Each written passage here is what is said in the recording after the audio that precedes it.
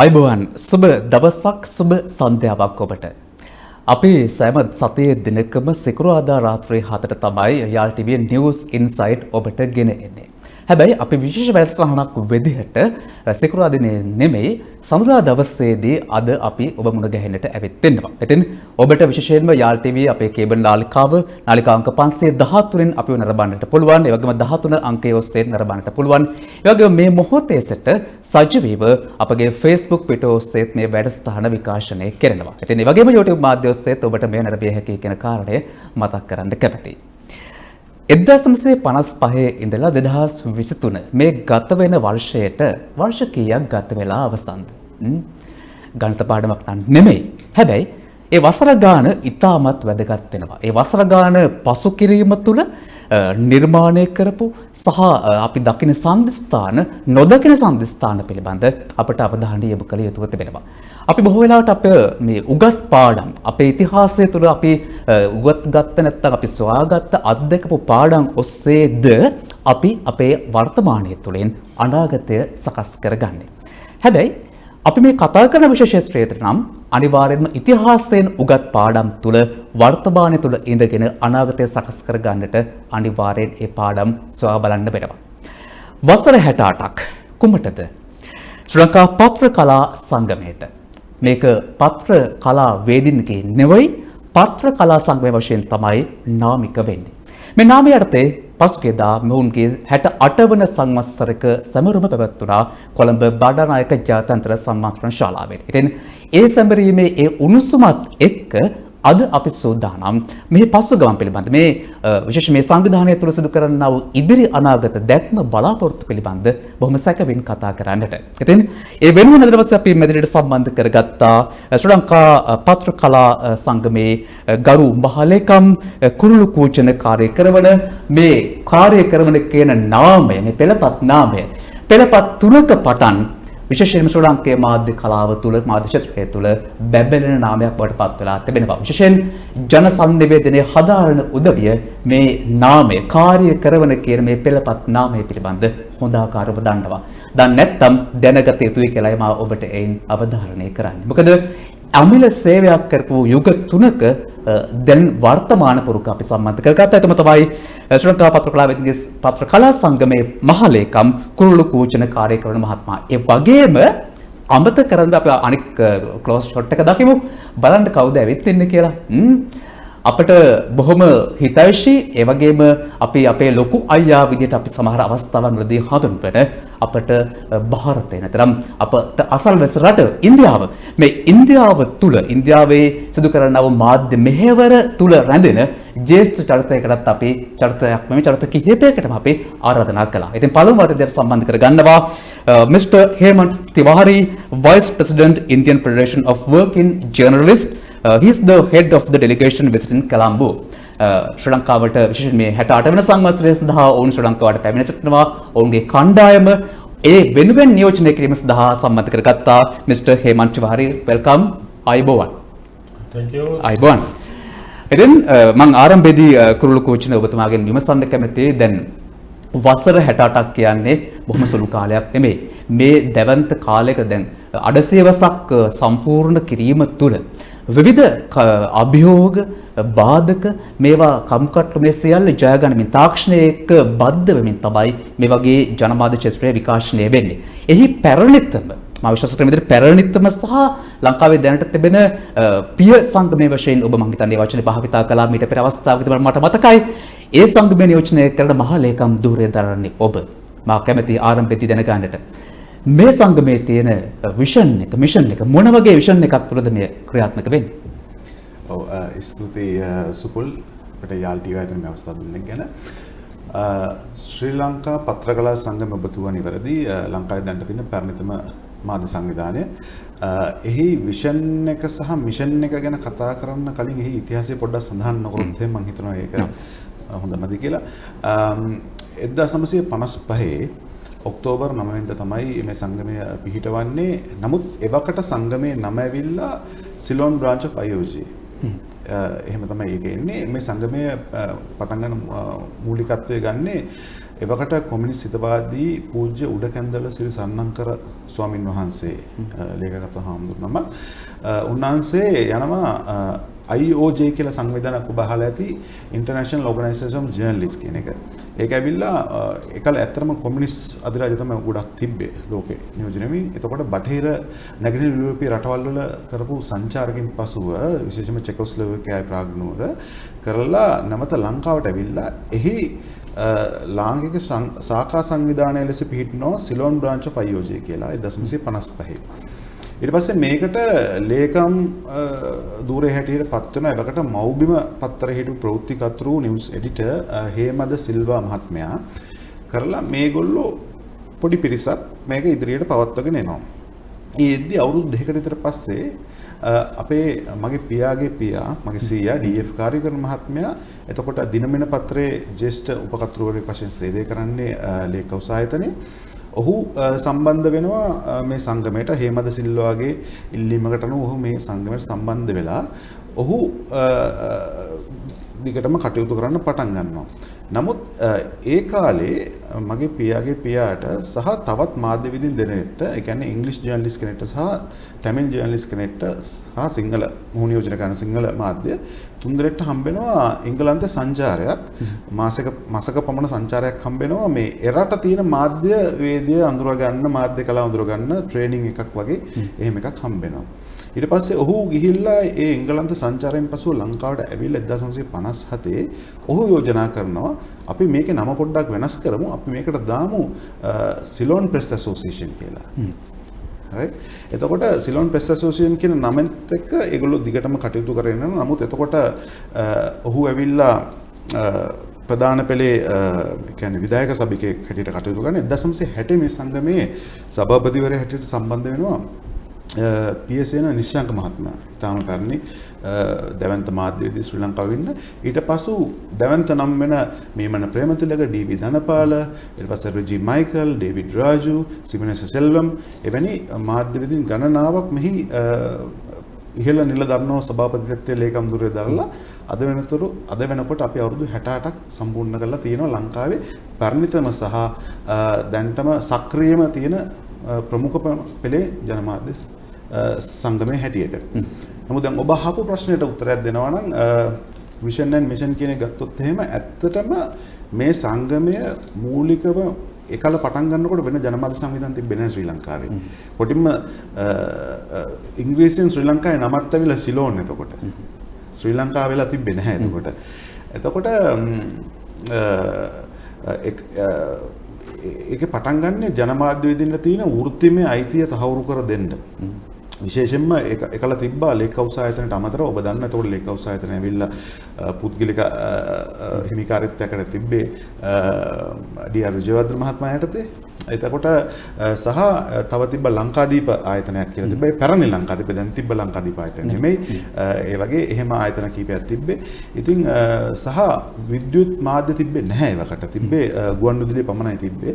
එතකොට මේගොල්ලෝ කොහොමද මේ අයිතිවාසිකමක් දිනාගන්නේ කොහොමද? මේගොල්ලන්ගේ ප්‍රශ්නයක් ගැටලුවක් ගැන කතා කරන්නේ කොහොමද? මේ කොහොමද මේගොල්ලෝ ජනමාධ්‍ය විදිහට හැටියට ඒක රාශී වෙන්නේ කියන කෑල්ලේදී ඒ වෙනින් පෙනී හිටින තමයි මුලින්ම මේ ඇත්තටම වෘත්තිමය සංගමයක් හැටියට තමයි පටන් ගන්නෙ. නමුත් කාලයගේ ඇවෑමෙන් මේක ඉදිරියට ගලාගෙන එද්දී විවිධ තව මාධ්‍ය සංවිධාන ඇති වෙනවා. විශේෂයෙන්ම මතක් කරොත් එහෙම ඔබ අහලා ඇති ශ්‍රී ලංකා Working Journalists Association ශ්‍රී ලංකා වෘත්තීය පත්‍රකලාවේදීන්ගේ සංගමය 1979 මුලින්ම පිහිටවන්නේ ශ්‍රී ලංකා පත්‍රකලා සංගමයේ එකතු වෙලා තමයි ඒක මූලිකත්වයේ ගන්නෙ. එහිත් ආරම්භක කතරවල DF කාර්යකරන මහත්මයා තමයි 1979 ඒක පණ. නමුත් අද එය තනිකරම වෘත්තීය කටයුතු වල කැපවෙච්ච මාධ්‍ය නිදහස මාධ්‍ය අයිතිවාසිකම් වලින් පිටින් සංගමයක් හැටියට ක්‍රියා කරන ඔබ තව දන්නවා විවිධ මාධ්‍ය සංවිධාන තියෙනවා. ඒ සංවිධාන අතරේ ඇත්තටම ඔබ අහපු ප්‍රශ්නෙට දෙන්න තියෙන උත්තරය අපි දැන් අපේ කාර්යභාරය පොඩ්ඩක් වෙනස් කරලා තියෙනවා. පොඩ්ඩක් නෙමෙයි මේක පහුගිය කාලේ පුරාට මේක කෙමෙන් වෙනස් වුණා. මාධ්‍ය අයිතිවාසිකම් නිදහස වෙනුවෙන් විවිධ ප්‍රශ්න තියෙනවා අද කාලේ. නමුත් ඒ වෙනුවෙන් කතා කරන තියෙන සංවිධාන අතරේ අපි විශේෂත්වය යොමු කරන්නේ සුබ සාධන කටයුතු මාධ්‍ය වේදීන්ගේ අධ්‍යාපන කටයුතු සහ සංස්කෘතිමය පැත්ත වශයෙන් විශේෂයෙන්ම සුබ සාධන කටයුතු. ඉතින් ඒක ඇවිල්ලා අපේ දැන්ට විෂන් එක සහ මිෂන් එක හැටියට ගන්න පුළුවන්. ඔව්.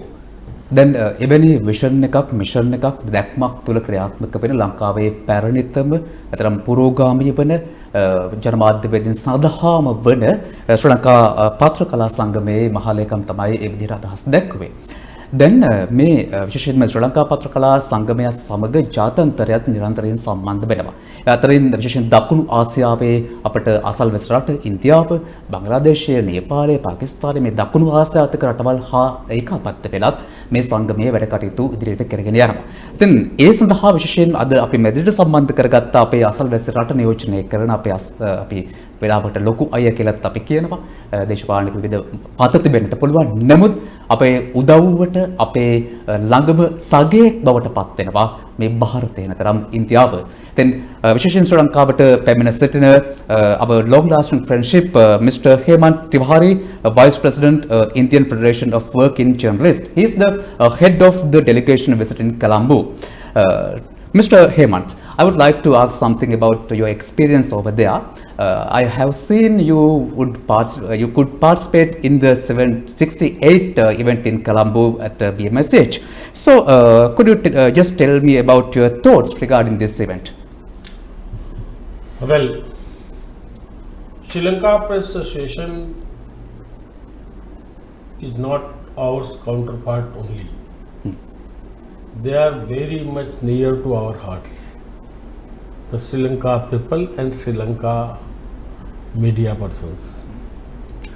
IFWJ, I mean to say Indian Federation of Working Journalists, and SLPA, Sri Lanka Press Association, has a very long relation, very good coordination with Sri Lankan journalists. And as a matter of fact, the credit goes to late Sri D.F. Kariya Karwana, who not only with India but also tried to make relation and a coordination within the Asian countries, journalist organizations. And I have been lucky enough to meet late Kariya Karwana, the grandfather of Kollu Kariya Karwana. Not only for Sri Lanka, I think he is a legendary one for the whole Asian countries as far the matter of media and journalists are concerned. We have been inviting the Sri Lankan journalists to India, and I think this is my own 6th visit to Sri Lanka as a part of Indian journalist delegation. Often we feel and say that India is the elder brother, big brother of Sri Lanka. Yeah. They have so cordial relations that we used to say. But as per the matter of journalists is concerned, I think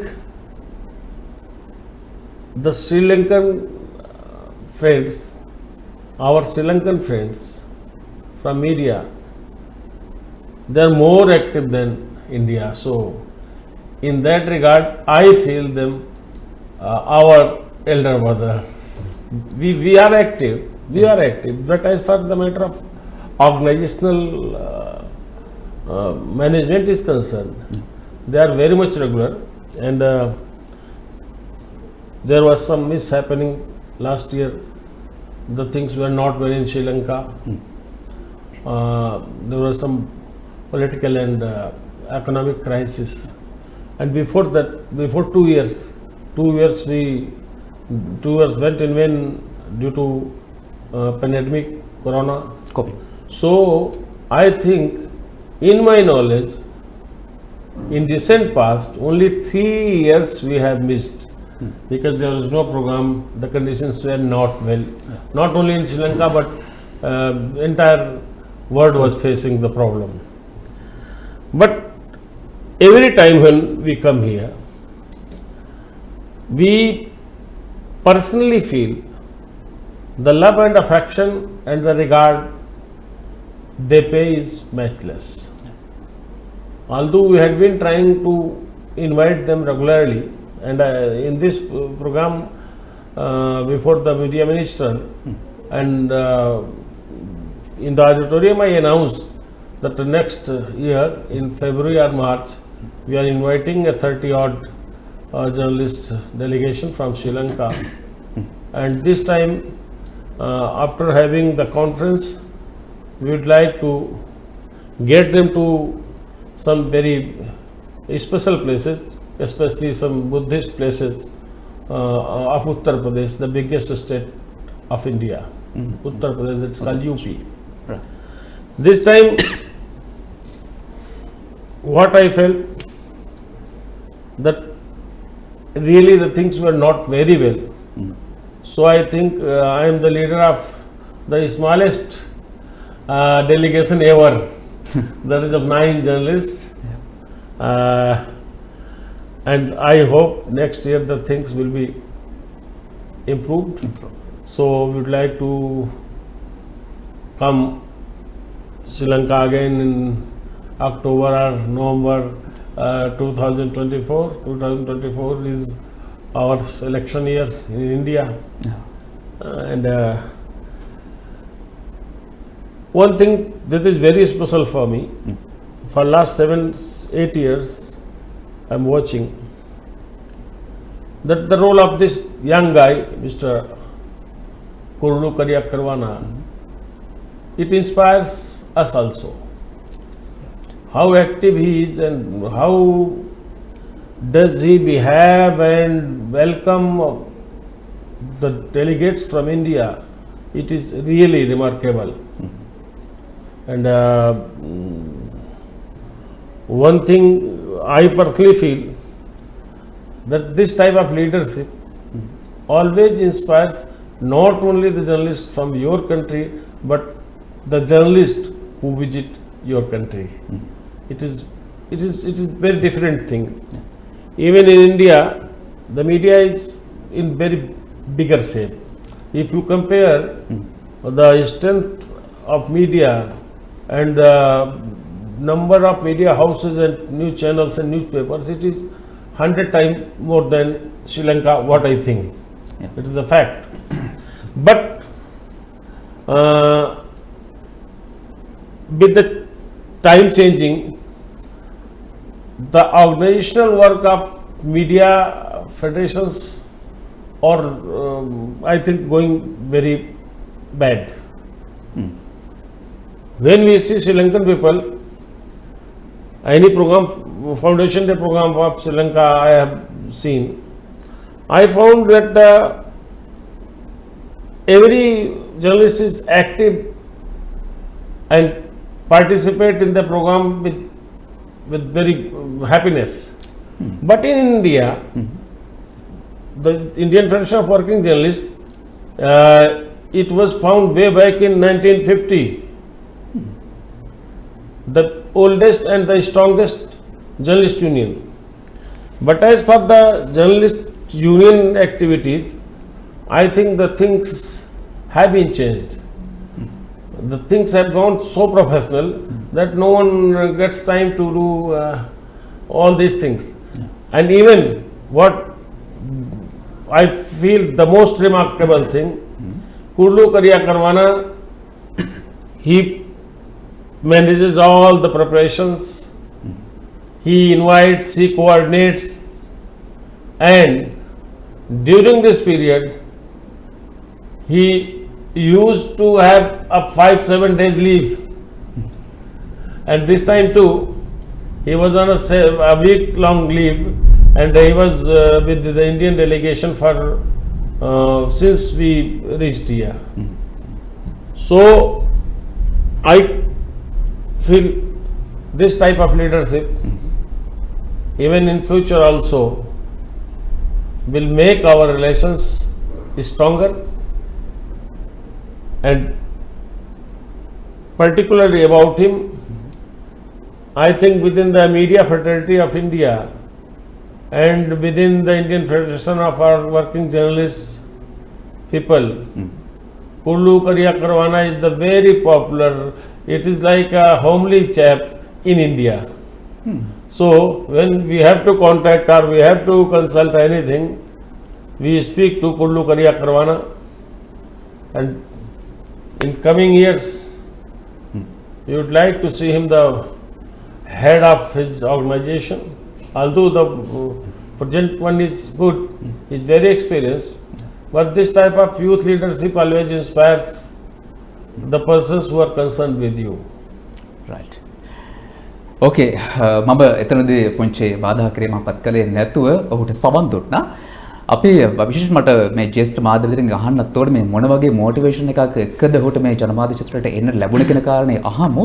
ඊට කලින් මේ 68 වන සංවත්සරයේදී පසුගිය සෙකුරාදා පැවැත්වුණු මේ 68 වන සංවත්සරයේදී අපට පෙන්වා දිය යුතු අවස්ථා කිහිපයක් තිබෙනවා. අපි මේ ක්ලිප් එක දැන් බලලා ඉමු.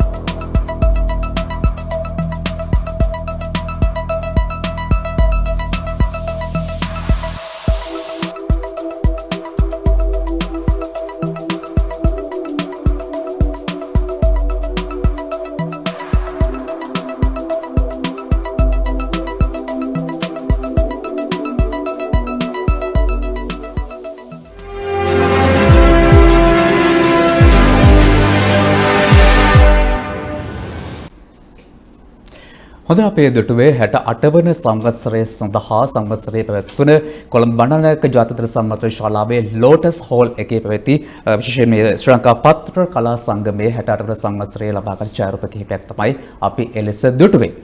අපිට විරාමයකට යන්න කලින් මට මම ඔබට ආරම්භයේදී කිව්වනේ මේ අපේ මේ මොටිවේෂන් එකක් නිසා තමයි අපේ ඩ්‍රයිව් එකක් ඇති වෙන්නේ නැත්නම් අපිට යමක් කරන්න පෙළඹෙන්නේ කියලා. මෙන්න මේ ගැන මේ ඉන්දියන් ජර්නලිස්ට්ලාගෙන් මට අහන්නම අවශ්‍යමයි. මොකද ඔවුන් අප අතර තියෙන මේ කෝරිලේෂන් එක නැත්නම් මේ අන්තර් සම්බන්ධය තුළ මේ වගේ කාරණා දැනගෙන තිබීම සහ මේවා අනාගත පරම්පරාවට ගෙන ඒමත් මා විශ්වාස කරනවා මාධ්‍යයේ එක්තරා කාර්යභාරයක් කියලා. So, Mr. Hemant Tiwari, I would like to ask something about very special about your motivation. What motivated you got to actually take part of the journalism career? Pardon? What motivated you got to actually take part for this your journalism career? Oh, yeah, good question. Yeah. I really, when I was studying in university and I completed my university studies, Yeah. I had some other choices, but I thought this profession is better for me because in India, this profession was never a profession. Decades before, it was a mission. And I had some other ideas to do in my life. Firstly, it is very common in every part of world that the glamour in media inspires the youth and others also, that how a journalist is doing all these things, he's writing such and stories and he's presenting like you the programs on television. So the television industry and television profession came very late. Before that, there were newspapers only. And during the war, the war which India was fighting against the Britishers as you people, there were some very big-hearted persons who dedicated their life writing against the Britishers. They sacrificed themselves. So firstly, this was very inspirational thing. Then after, in our age, undoubtedly, media was a glamorous job. You are different than others. And if you can prove this, it means you are successful. But after the changing era of the entire media in world, and particularly in India, this industry exactly became a profession. And the expectations from you, I mean to say the journalist, began professional. But you have to prove yourself. You have to write some articles or some issues you have to raise which are for the society. So this was the very cause, and because when we entered this profession, there was no electronic media. So with the time, we were not compelled, but we were required to change ourselves. So I think I have completed 38 years in this profession, earlier which was said to be this profession mission. This was mission during the independence struggle. So, and I think not only me, at present the craze for this profession is so high that most of the persons who graduate or who complete their study, they don't want to go to the academics. They prefer this profession. And there is no question in this fact that the expansion of media and particularly the electronic media has increased the craze amongst the youth and the next generation. ඕකේ මම හිතනවා ඒ motivation එක තුල ඔබටත් ගත හැකි පාඩම් මා අර ආරම්භයේදී කියව උගත් පාඩම් රසක් ඉදිරි කරනවා. ඒ නිසා ඒ පාඩම් තුල රැඳෙන්නට පුළුවන් නම් ජනමාධ්‍ය ක්ෂේත්‍රයේ තුල හොඳ නමක් වගේම හොඳ ගමනක් යන්න පුළුවන් කියන කාරණය පසක් කරනවා. So lastly, I highly appreciate the presence of Mr. Hemant Tiwari, Vice President, Indian Federation of Working Journalists. He is the head of the delegation in Colombo. Thank you very much for joining with us. Have a nice day. Welcome. Ayubowan. Namaskar. Namaskar. අපි ඒ සම්බන්ධීමත් සමගින් අපි යනවා පුංචි විරාමයකට. අපි commercial break එකකට යනවා. ගිහින් අපි යලිත් එමු මේ වැඩසටහන සම්බන්ධයෙන් තවදුරටත් කතා කරන්න.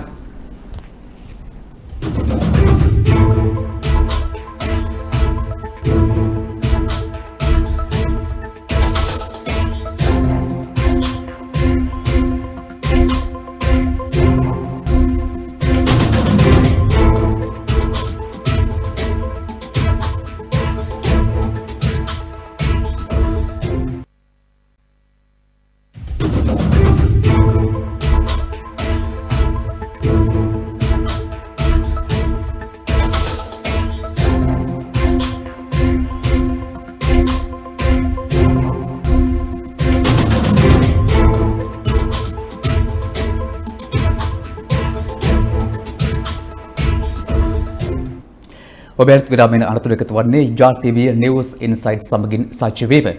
අපේ අද වැඩසටහන විශේෂ වැඩසටහනක් විදිහට වෙන් කළා විශේෂයෙන් ශ්‍රී ලංකා පත්‍රකලා සංගමයේ 68 වන සංවත්සරය නිමිති කොටගෙන. අපි විරාමයට කලින් අපේ පළමු අවස්ථාවේදී අපේ විශේෂයෙන් සංගමයේ මහලේකම් සහ ජ්‍යෙෂ්ඨ ජනමාධ්‍යවේදී ඉන්දියානු ජනමාධ්‍යවේදීන් සමග අපි කතා කළා. උන්ගේ පිරිවරක් දැන් ශ්‍රී ලංකාව තුළට පැමිණ තිබෙනවා.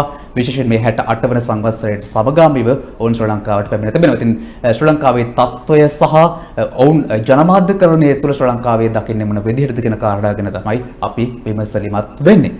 අපි දැන් මේ මොහොතට මා සම්බන්ධ කරගත්තා ශ්‍රී ලංකා පත්‍රකලා සංගමේ ජාතික සංවිධායක තිලංක කනකරත්න මහත්මයා. ඒ වගේම අපේ ඉන්දියන් ඩෙලිගේෂන්ස් තනතන අපේ මේ ශ්‍රී ලාංකිකයන් ශ්‍රී ලංකාවට පැමිණ සිටින ඉන්දියානු ජනමාධ්‍යයන් වේදිකගේ සංගමය නියෝජනය කරමින් mister Shai Sarath exco member Telangana ප්‍රාන්ත journalist union affiliated to Indian Federation of Working Journalists. Welcome, Ayubowan. Ayubowan. Thilanka අය අපි වැඩසටහනේ ආරම්භයේදී විශේෂයෙන් මහලේකම්වරයා සඳහන් කර සිටියා මේ සංගමේ ප්‍රධාන අරමුණ මොනවද මොන විදිහට මේ සංගමය මෙහෙවෙන්නේ මේ සංගමේ මිෂන් එක පිළිබඳ කාරණා කිහිපයක් ඔහු එහිදී සඳහන් කර සිටියා.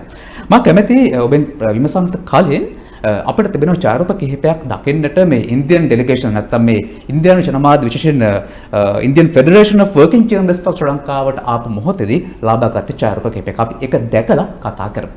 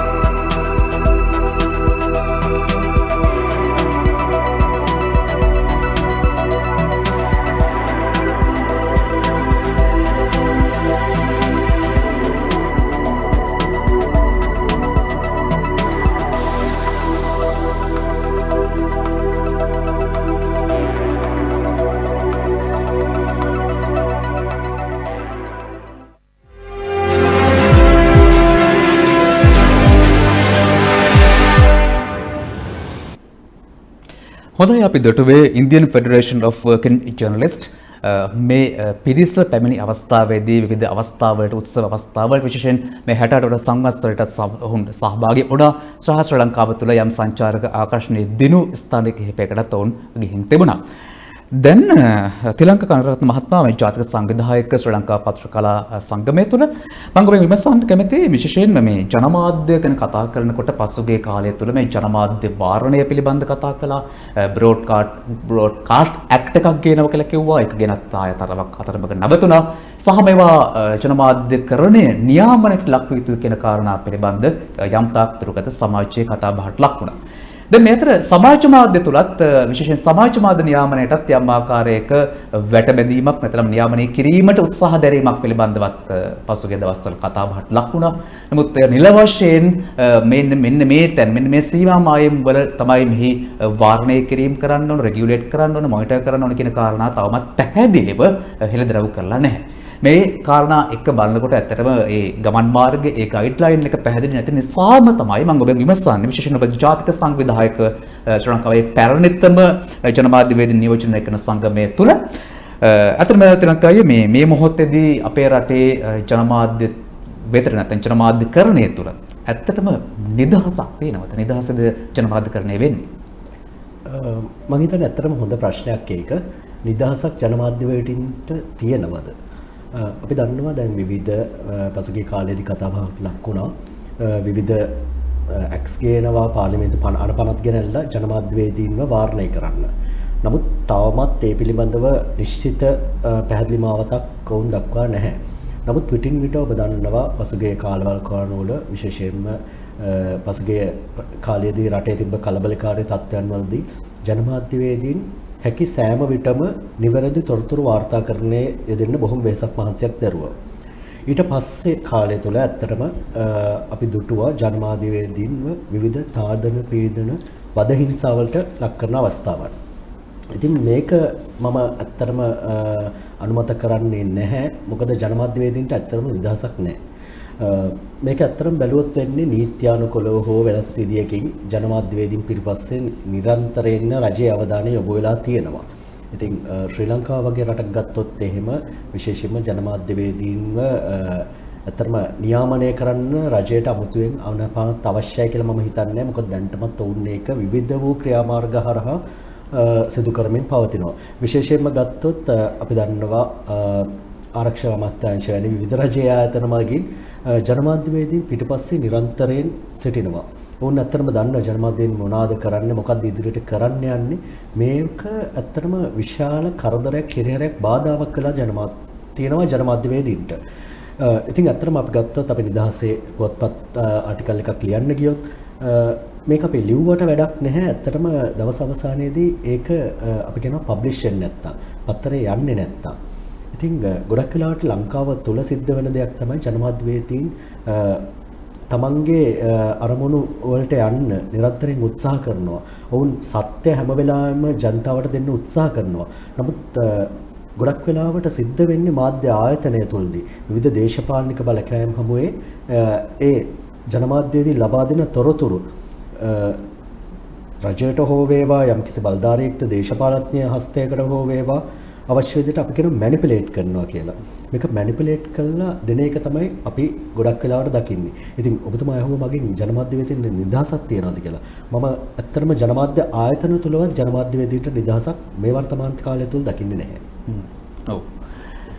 ඒ පැහැදිලි කිරීම තුළ තිබෙන විශේෂයෙන් සාරාංශය ඔබ වටහා ගන්නට ඇති. ජනමාධ්‍යකරණය කියන්නේ අපි විශ්වාස කරන විදිහට මේක මේ රූපේ පෙනුනට නැත්නම් මේ මුහුණ පෙනුනට රූප මාධ්‍ය තුල හෝ සමාජ මාධ්‍ය තුල හෝ කුමන FM නාලිකාවක වුණත් මේක පිටුපස්ස තිබෙන්නේ අරගලයක්. මේ පිටුපස්ස තිබෙන්නේ දෙවන්ත අභියෝගයක්. ගැටලු රසක්, ප්‍රශ්න රසක්. මේ ප්‍රශ්න ගැටලු අභියෝග මැද්දේ තමයි මේ ජනමාධ්‍යවේදීන් ජනමාධ්‍යකරණය කරන්නේ. එහෙම කරන ජනමාධ්‍යවේදීන්ට තියෙන සුබ සාධනය මොකක්ද? ආරක්ෂාව මොකක්ද? ඇත්තටම ඔවුන් සුරක්ෂිතයිද? අපි ඒක නත් කතා කරනවා. ඊට කලින් මම කැමති අපේ ඉන්දියානු ජනමාධ්‍යවේදීන් දෙසට හැරෙන්නට ඔවුන් ශ්‍රී ලංකාවට ඇවිල්ලා ශ්‍රී ලංකාව තුළ සංචාරය කරලා සහ ජනමාධ්‍යකරණය පිළිබඳවත් යම් ආකාරයක අත්දැකීම් දැකලා මේ ස්ටුඩියෝස් දැකලා සමහර විට මෙහෙන් ගත් අත්දැකීම් තුලම පදනම් වෙලා ඔවුන් සමහර විට ඉන්දියාවේ සමහර නිෂ්පාදන ඩොකියුමන්ටරිස් මැගසින් ප්‍රෝග්‍රෑම් වගේ දේවල් කරන්නත් පුළුවන්. ඒ වගේම අපටත් ඔවුන් ආරාධනා කරනවා ශ්‍රී ලංකාවේ ඉන්න මාධ්‍යවේදීන්ට ඔවුන් ආරාධනා කරනවා ඉන්දියාවේ සංචාරය කරන්න. ඉන්දියාවේ තියෙන සමහර විශේෂයෙන් කමියුනිටි රේඩියෝ පිළිබඳවට අහන්න අවශ්‍යයි අපේ ජනමාධ්‍යවේදීන්ගෙන්. එය ප්‍රධාන මාධ්‍යයක් බවට පත්වලත් වෙනවා අනෙක් සියලු මාධ්‍යයන්ට වඩා. ඒ කාරණා ගැනත් අහන්න අවශ්‍යයි. So Mr. Shai Sarath, ex-co-member, Telangana Journalist Union affiliate to Indian Federation of Working Journalists. So tell me, what is your main priority as a journalist? My main priority as a journalist, in my country, my main priority would be the fight against the common problems of which journalists are facing in my country. Because as the number of journalists they are growing in our country, there are problems also growing according to them. Like the government has not giving many issues, and government has not giving many promises that are not fulfilling the promises which they have given, and there are much more problems which normal journalists and common people are also facing actually. So I just have seen that, and I just want to overcome it actually. I just want to overcome it and make change in that actually. That's why I've chosen this thing, journalism. So I heard something about in your region. The basic community radio is the most popular media in the some region, especially the Madhya Pradesh, Uttar Pradesh. apart from social media and other press media, I mean printed media. Is that true? Yeah, not only in some parts, major, almost I guess more than 15 states have been using radio as a major communication journalism. Because day by day it's actually growing. It's actually growing more and more as the television communication and social media communication. That's it. Right. Radio is also growing in the same way in India. Yeah. People are more attracted to the radio also, as much as television and social media.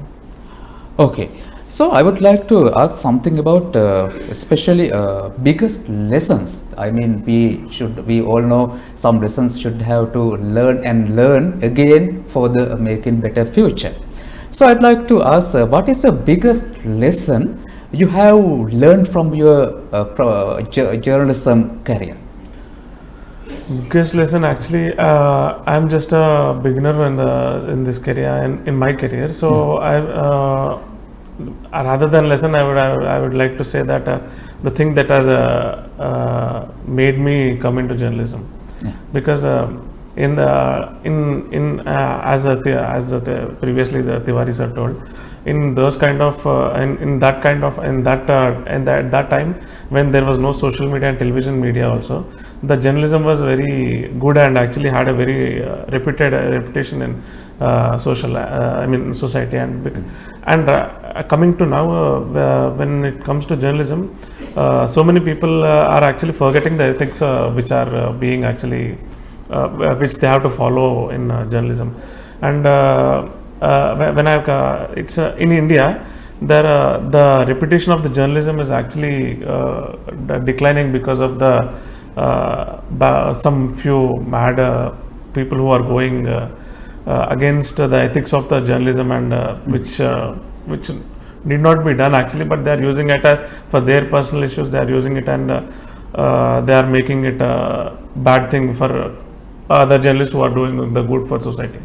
So that's the major lesson I have learned, and I just want to eradicate that actually.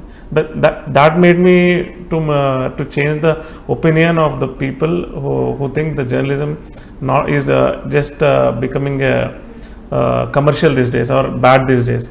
I just want to change the opinion in people's essence. That's what I want to do in this. Right, very wise words from the great journalist. ඔහු බොහෝ වෙලාවට මෙතනදී ප්‍රකාශ කළා මේ ඒකට පුංචි උණපූර්ණයක් කරන්න මට හිත දෙන්න. දැන් ජනමාධ්‍ය වේදිකා බොහෝ වෙලාවට මේක ඉපැරණි ජනමාධ්‍ය වේදිකා නැත්නම් අපේ ඉන පුරෝගාමීන් කිව්ව කතාවක් මට මතක් වුණා. ඒ කතාවත් එක්ක පෙරහැරක් ගත්තොත් ප්‍රදර්ශනයක් ගත්තොත් ජනමාධ්‍ය වේදීන් පෙරහැරේ ගමන් කරන්නේ නැහැ. ජනමාධ්‍ය වේදීන් පෙරහැරේ පිටිපස්සෙන් ගමන් කරන්නේත් නැහැ. ජනමාධ්‍ය වේදීන් පිටිපැරේ සයිඩ් එකේ නැත්නම් පැත්තෙන් ගමන් කරන්නේත් නැහැ. ජනමාධ්‍ය වේදීන් තමයි ඒ පෙරහැරේ ඒ ගමන් මගේ ඉස්සරහින්ම ගමන් කරන්නේ. ඇයි එහෙම කියන්නේ? ජනමාධ්‍යවේදීන්ගේ ඇසෙන් තමයි මේ මිනිස්සු පොදු මහත් ජනතාව ලෝකය දකින්නේ. ඒ නිසා එවැනි හොඳ දූරදර්ශී දැක්මක් ඇති කරන්නට ජනමාධ්‍යවේදියා පුළුල් දැනුමක් සහ අධ්‍යක්ීම් සහිත ගුරුහරුකම් දන්නා හඳුනන මනුෂ්‍යයෙක් බවට පත් වෙන්නට ඕනි. විශේෂයෙන්ම මේ අපේ තිලංක කනකරත්න සහෝදරයා සඳහන් කළා මේ විශේෂයෙන් ජනමාධ්‍ය නිදහසට සම්බන්ධ වූ කාරණා කිහිපයක්. මම ඒක ඔබෙන් විමසන්න කැමතියි මේ ආචාර ධර්ම පද්ධතීන් සම්බන්ධයෙන්. දැන් පැහැදිලිව ගත්තොත් අපේ රටෙත් යම් බෙදීමක් තිබෙනවා.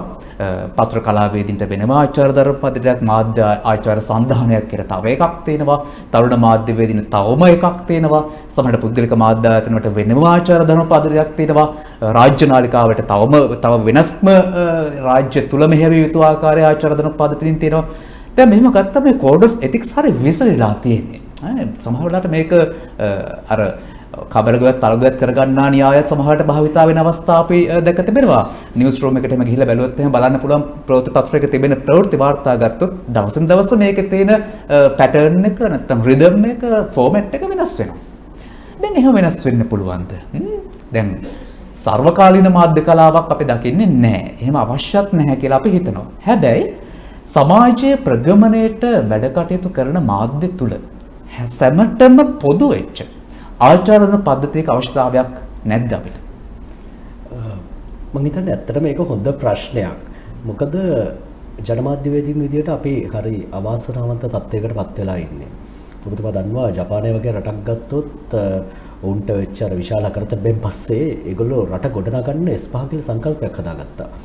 ඒක ඔවුන්ට පුළුවන්කම තිබුණා රටක් විදියට සම්පූර්ණයෙන්ම ඒ S5 සංකල්පය මේ අනුගමනය කරන්න. නමුත් ජනමාධ්‍යවේදීන්ට ගත්තොත් පුවත්පත් මණ්ඩලයෙන් පනවපු යම්කිසි නීති නෙමෙතරම රීති පද්ධතියක් ඒක code of ethics කියලා අපි කියනවා. ethics ආචාර ධර්ම පද්ධතියක් තියෙනවා. එතකොට ඊළඟට තරුණ ජනමාධ්‍යවේදීන්ට ඔවුන්ට ආවේනික ආචාර ධර්ම පද්ධතියක් තියෙනවා. ඒ විතර නෙමෙයි මාධ්‍ය ආයතන වලටත් තියෙනවා මාධ්‍ය ආයතන වලින් තමන්ගේ සේවකයන් සඳහා පනවපු ආචාර ධර්ම පද්ධතිය. එතකොට මෙතෙන්දි මොකක්ද අපි හරියටම අනුගමනය කළ යුත්තේ? මම හිතන්නේ මම ඒකයි කිව්වේ අර මුලින්ම ජනමාධ්‍ය වේදීන් විදිහට අපි හරි අවාසනාවන්තයි කියලා. මොකද අපේ රට ගත්තොත් මේ ශ්‍රී ලංකා පුංචි ලංකාවේ අපිට තියෙනවා ජනමාධ්‍ය වේදීන් උදෙසා කැපවුණ ජනමාධ්‍ය අපි කියන ඕගනයිසේෂන්ස් කියලා එකට. ඒ වගේ විවිධ පෞද්ගලික අපි හදාගත්තු යම් යම් ජනමාධ්‍ය වේදීන් නියෝජනය කරන් හදාගත්තු සමිති සමාගම් කිහිපයක් තියෙනවා. නමුත් මේ සමිති සමාගම් කිහිපය තම තමන්ට ආවේනික ආචාර ධර්ම පද්ධතීන් ඔවුනොවුන් අනුගමනය කරනවා. එතෙන්දී මම හිතන්නේ මිට වසර කිහිපයකට පෙර මේ සමිති කිහිපයම මේ එකට එකතු වෙලා ජනමාධ්‍ය වෘත්ති වේදීන් සංගමයේ වේවා මේ වගේ ඕගනයිසේෂන්ස් කිහිපයක් ඉස්සෙල්ලා එක වේදිකාවක මේ ආචාර ධර්ම පද්ධතියක් සමස්ත ජනමාධ්‍ය වේදීන් උදෙසා එක ආචාර ධර්ම පද්ධතියක් හදන්න යම්කිසි වෑයමක් දරුවා. නමුත් ඒක එච්චර සාර්ථක වුණේ නැහැ. අදටත් රටක් විදියට සහ ජනමාධ්‍ය වේදීන් විදියට අපිට බැරි වෙලා තියෙනවා එක ආචාර ධර්ම පද්ධතියකට යටත් වෙන්න. එක ආචාර ධර්ම පද්ධතියක් අනුගමනය කරන එක ආචාර ධර්ම පද්ධතියක් හඳුන්වා දෙන්න. මේක බොහොම අවාසනාවන්ත තත්ත්වයක්. මම හිතන්නේ මෙතෙන්දී හැමදාම වෙන්නේ ජනමාධ්‍ය වේදීන්ටත් තියෙනවා එක් සමිතිවල තියෙනවා තම තමන්ගේ ඇජෙන්ඩාස් කියලා අපි කියනවා. ඉතින් ඒ ඇජෙන්ඩා එක මුල් වෙනවා අපිට හැමතිස්සෙම අපි පොදු අරමුණට යන්න කලින්. ඉතින් මම හිතන්නේ වඩාත් වැදගත් වෙන්නේ එක ආචාර ධර්ම පද්ධතියක් කට හැමෝම එන එක. මොකද ඒක ඉතාමත් වැදගත් මේ ජනමාධ්‍ය වේදීන්ගේ ප්‍රගමණයට, ඉදිරි ගමන් මාර්ගයට. ඒ වගේම තව මෙතෙන්දී තව පොඩි කාරණාවක් තියෙනවා. ආචාර ධර්ම පද්ධතියක් කියන්නේ රටක නීතියක් නෙමෙයි. එතකොට ආචාර ධර්ම පද්ධතිය ඇවිල්ලා අපි කියනවා රීතියක් කියලා. රීතියක් කැඩුවට පවක් සිද්ධ වෙන්නේ නැහැ. රීතියක් කැඩුවට ඇත්තටම මේ ඔබතුමාට කවුරුත් දඬුවමක් ලබා දෙන්නේ නැහැ. එතකොට දැන් මම කිව්ව කලින් ආචාර ධර්ම පද්ධතින් කිහිපයක් ලංකාව තුළ භාවිතා වෙනවා ජනමාධ්‍ය වේදීන් අතර. එතකොට ඔය එකම ආචාර ධර්ම පද්ධතියක්වත් අනුගමනය නොකරන ජනමාධ්‍ය වේදීන් කොට්ටාසෙකුත් මේ ලංකාව තුළ ඉන්නවා. අපිත් එක්ක වැඩ කරනවා ඇත්තටම. ඉතින් එතකොට ගැටලුවක් වෙනවා අපි මේ පොදු ආචාර ධර්ම පද්ධතියක් හඳුන්වා දෙන්න දරන වෑයමේදී එහෙම එකක් අපි හඳුන්වා දුන්නත් ඒකෙන් පළක් තියෙනවද කියලා. මම කියන්නේ ජනමාධ්‍ය වේදීන්ට අපි නීති රීති දාන්න ඕන ඒක අත්‍යවශ්‍යයි කියලා. නමුත් අපි අතරත් යම්කිසි බුද්ධිමය සංවාදයක් ගොඩනැගෙන්නට අවශ්‍යයි. යම්කිසි ආචාර ධර්ම පද්ධතියක් අපි හඳුන්වා දෙනවා නම් සහ අපි ඒක අනුගමනය කරන්න පටන් ගන්නවා නම් යම්කිසි පොදු වේදිකාවකට අපි එනවා නම් මේ දරන්නා වූ වෑයමේ යම්කිසි සාර්ථකත්වයක් තියෙන්නට අවශ්‍යයි. එහෙනම් අපි ඔක්කොම තම තමන්ම ජනමාධ්‍ය වේදීන් විදිහට ඇත්තටම පෞද්ගලිකව අපේ වගකීම තේරුම් ගන්න ඕන. සහ සමාජයට අපගෙන් තියෙනා වූ වගවීම තේරුම් ගත යුතුයි අනිවාර්යයෙන්ම. එතකොට පමණයි අපිට පුළුවන් වෙන්නේ අපි එහෙම පොදු ආචාර ධර්ම පද්ධතියක් යටතට ආවත් ඒකෙන් ඇත්තටම ජනමාධ්‍ය වේදීන්ට සහ සමස්ත ප්‍රජාවටම මං හිතන්නේ සාර්ථකත්වයකට යන්න පුළුවන් අපි අපේ වගවීම ජනමාධ්‍ය වේදීන් හරියට දැනගත්තොත්. ඔව්. තිලංක සහෝදරයා කිව්ව විදිහට මේ වගවීම, වගකීම සහ යුතුයකම මෙතනදී අපෙන් මගහැරෙන එක තමයි වගවීම. අපි accountable නැහැ. අපි දෙයක් කරාට පස්සේ ඇයි ඒ දේ කළේ කියන එකට ආන්සරබල් නැහැ. උත්තර දෙන්න විදියක් නැහැ. අපි වගකීම් දරනවා. හැබැයි මේ වගවීම කියන එක අපෙන් බොහෝ වෙලාවට ගිලිහි යනවා. මෙන්න මේ කාරණේ නම් තරම් සුබදායී තත්වයක් නෙමෙයි. ජනමාධ්‍ය කරන උදවියට ජනමාධ්‍ය වේදීන්ට මෙය ඉතාමත් තරයේ හිතට ගත යුතු කාරණයක් බවට පත් වෙනවා. අවසන් වශයෙන් විරාමයකට යන්න කලින් මම කැමති මිස්ටර් ෂායි සරත්ගෙන් අහන්නට තවත් පුංචිම දෙයක්. Mr. Shai Sarath, I would like to ask something about your passion. I mean hobbies. So, what are your other passions beside journalism? Besides journalism, I actually have passion of traveling a lot. I traveled a few places abroad, but mostly I travel in India. I've covered most of the regions, most of the states in India, and I like to travel by road only, by in my own vehicle, and I like that kind of, because whenever I travel, I the thinking or the stretchability of the mind actually is different when we keep on working in the same this thing. When we travel, the mind also relaxes itself and stretches itself, like the body needs to stretch itself day by day. Mind also needs that kind of stretches, and I think that is the major thing. And usually I go to I even have a passion about planting this thing. I have a lot of plantations at my home, and I even have farms near my village actually, and those are the major hobbies of mine. So you love traveling. Yes. So don't you like to go for the photography? Yeah, I even do photography. You do? Yes. Yeah, right. හොඳයි. ඔන්න විශේෂයෙන් ඉන්දියානු ජනමාධ්‍යවේදීන් සඳහා ඔවුන් විශේෂයෙන් ඔවුන් සම්බන්ධ කර ගැනීමට ලැබීමත් යාල්ටවි අපට බොහොම භාග්‍යයක් වට පත් වෙනවා. ඉතින් ඔහු සඳහන් කළ විදිහට මේ ඔවුන්ගේ ප්‍රධාන ජනමාධ්‍ය විනෝදාංශ නැත්නම් ජනමාධ්‍ය වෘත්තියට අවතරව ට්‍රැවලින් කිරීම සහ ප්ලාන්ටේෂන්. අතරම් මේ අපි ගොඩක් වෙලාට මේ පැලයක් වැවෙනකොට දැකෙන ඒ ලැබෙන සතුට, පැලයකින් මලක් ඇවිල්ලා ගෙඩියක් හැදිලා අස්වැන්න එනකොට ඒ දැකෙන සතුට, ඒ ලැබෙන අත්දැකීම තුළ ඇත්තටම මනස බොහෝ දුරට නිරවුල් බවට පත් වෙනවා. ඉතින් ඒකත් ඇත්තටම සත්‍යමත් බව පුහුණු කරන්නටත් හොඳ ව්‍යායාමයක් කියන එකත් මතක් කරන්න කැමතියි. Okay, එහෙනම් so Mr. Shahid sir, ex-co member Telangana Journalist Union, affiliated to Indian Federation of Working Journalists. Thank you very much for having with us. Welcome. Ayubowan. Okay. අපි යමු අපේ දෙවන විරාමයට. අපි මුණගැසමු ඉන් පස්සේ අපේ මේ ජනමාධ්‍ය වේදීන්ට වෘත්තීය භාවයක් අපි ඇති කරගෙන තියෙනවාද? අපි ඒ ගැන කතා කරමු. පෙළඹ ගන්න විරාමෙන් අනතුරුව.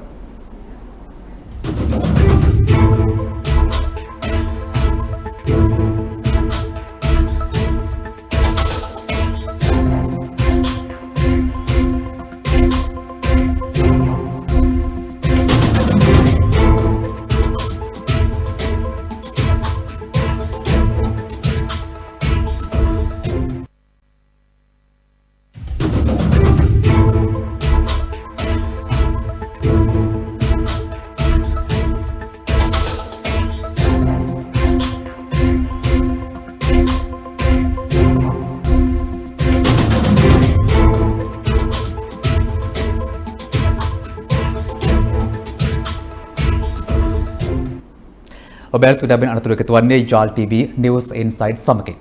අපි ඔබට මතක් කර සිටියා කේබල් TV නාලිකා අංක 13 හෝ 513 ඔස්සේ අපිව ඔබට නරඹන්න පුළුවන්. ඉතින් උතුරු ප්‍රදේශයේ නැගෙනහිර පළාත, අග මධ්‍යම කදුකරය, හැටන්, නුවර එළිය, හපුතලේ, බණ්ඩාරවෙල සහ අපි මේ වෙතට ගියට පස්සේ කල්තර ප්‍රදේශයේ, වාද්දුර ප්‍රදේශයේ, මේකම මේ වගේ සකල විද ප්‍රදේශවලට අපගේ කේබල් නෙට්වර්ක් එක පැතර තියෙන. ඉතින් ඔබට මේ මොහොතේ නරඹන්නට පුළුවන්. ඒ වගේම මේ සමගාමීව Facebook ඔස්සේත් අපගේ ෆෑන් පේජ් එක ඔස්සේත් මෙය අපි ස්ට්‍රීමින් කරනවා. අමතරව ඔබට YouTube ඔස්සේත් මේක නරඹන්න පුළුවන් කියන කාරණය මතක් කරන්න කැමතියි. අපි යලිත් අපි තුන්වෙනි නැතර අවසන් අවස්ථාවට මා සම්බන්ධ කරගත්තා ශ්‍රී ලංකා පත්‍ර කලා සංගමේ මහලේකම් කුරුළු කෝචන කාර්ය කරන සහ එහි ජාතික සංවිධායක තිලංක කනකරත්න කියන අපේ ආදරණීය සහෝදරයන් දෙදෙනා.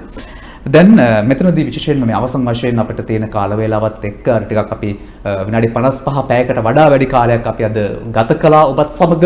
ඊට හේතුව වුණේ විශේෂයෙන් මේ විශේෂ අවස්ථාවක් බවට පත් වෙන නිසා. මොකද ඉන්දියානු ජනමාධ්‍ය වේදීන් ශ්‍රී ලංකාවට පැමිණියා සහ ඔවුන් සහ ශ්‍රී ලංකාවේ පැරණිතම සහ පුරෝගාමී මාධ්‍ය සංසද එකතු වෙලා කරන මේ වැඩ කොටස පිළිබඳව අපිට වැඩි කාල වේලාවක් ගුවන් කාලයක් වෙන් කරන්නට පුළුවන්. ඉතින් ඒ වෙනුවෙන් තමයි හෝරා එකහමාරකට ආසන්න කාලයක් පවා අපි ඔබ වෙනුවෙන් ගත කරන්නට පැමිණියේ. මම කැමති මහලේකම්තුමනි කුරුළු කෝචන කාර්යකර මහත්මයා මේ අපේ රට පිළිබඳව කතා කරනට වඩා මේ රටේ ජනමාධ්‍යවේදීන්ට අත්වලා තියෙන ඉරණම සම්බන්ධයෙන් යම්තාක් දුරකට කතා කරන්නට විශේෂ මේ 68 වන සංවත්සරක උත්සවය තුල කතා බහට ලක් වුණා. විශේෂයෙන් ජනමාධ්‍යවේදීන් සඳහා සුබ සාධනය ඇති කරන්නට, ඔවුන්ව සුරක්ෂා කරන්න, ඔවුන්ට ආරක්ෂාවක් ලබා දෙන්නට මීට මම නිවැරදි නම් වර්ෂ 3කට පවන පෙර නම් ජනමාධ්‍යවේදීන්ට ඉන්ෂුරන්ස් එකක් පවා තිබුණා කියලා තමයි අපි නම් දන්නේ. හැබැයි දැන් ඒවට මොකද වෙලා තියෙන්නේ? මට මතකයි මේ මැදිරියම මේ වැඩසටහනටම ඒ සඳහා පුරෝගාමී වෙච්ච ඩලස් අලහප්පෙරෝ මහත්මයා මේ වැඩසටහනට ආවා. ඔහුත් ඒ අවස්ථාවේදී කිව්ව කාරණයක් තමයි අපි හිතේ කාලේ නම් කරා දැන් අපි මොනා කරන්නද කියලා තමයි මගෙන් ඇහුවේ. ඉතින් ඒක මගෙන් අහලා වැඩකුත් නැහැ, රටෙන් අහලා වැඩකුත් නැහැ. අදාළ උදවිය දැනගත යුතුයි. ප්‍රතිපත්තියක් නම් ඒ ප්‍රතිපත්තිය ජාතික ප්‍රතිපත්තියක් විදිහට ක්‍රමිකව ඉදිරියට අඛණ්ඩතාවයක යුක්තව ගෙන යන්න. අපේ රටේ නැත්තම මේ ජාතික ප්‍රතිපත්තිවල කන්ටිනියුටි එක නැත්තම් අඛණ්ඩතාවය. අපි ඒක බොරු වුණත් නැත්නම් ඒක මේ අසත්‍යයක් වුණත් නැත්නම් සත්‍යයක් වුණත් ඒක කටුක සත්‍යයක් ලෙස අපිට කියන්නට වෙනවා. ඒක තමයි that is the ugly truth. කොමුණත් මා ඒක නෙමෙයි විමසන්නේ. කුරුළු අය අතරම මේ මොහොත වෙන විට අපේ රටේ ජනමාධ්‍ය වේදීන් ඇත්තටම සුරක්ෂිතයිද? එහෙම කියන්න අමාරුයි නේ ඇත්තටම. සුපුල් ඔක හොඳ ප්‍රශ්නයක්. ඇත්තටම සුරක්ෂිතයි කියන එක ඕකේ කාරණා දෙකක් තියෙනවා. එකක් ඇවිල්ලා ගත්තොත් එහෙම වෘත්තිමය භාවය වෘත්තිය කියන්නේ රැකියාවේ තියෙන ආරක්ෂිත භාවය කියන එක සුරක්ෂිත තමක් ජනමාධ්‍යවේදියා. අනිත් සුරක්ෂිතතාවය කියන්නේ ජනමාධ්‍යවේදියා තමගේ කාර්යභාරය සමාජය ඉෂ්ට කරන්න දේශපාලන අධිකාරීන් සහ අනිකුත් සමාජමය තත්ත්වයන් තුළ ඔහුට තියෙන සුරක්ෂිතතාවය. විශේෂයෙන් ගත්තොත් එහෙම ඔබ දන්නවා දියුණු රටවල් වල බටහිර රටවල් වල ජනමාධ්‍යවේදිය කියන එක ඇවිල්ලා බොහොම පිළිගත් බොහොම ඉහළ මට්ටමේ වෘත්තියක්.